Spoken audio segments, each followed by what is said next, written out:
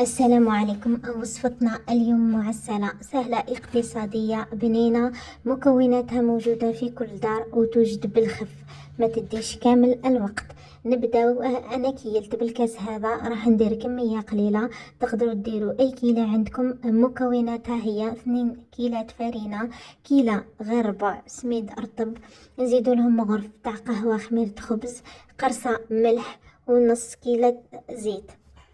نخلطوا المكونات مع بعض ونبسوهم مليح، من بعد نلموهم بماء دافئ حتى نتحصلوا على عجينة طرية، نخليوها ترتاح 10 دقائق، ومن بعد نفتحوها نطبعوها بأي طابع عندكم. أنا خيرت هذا الطابع تاع الوردة.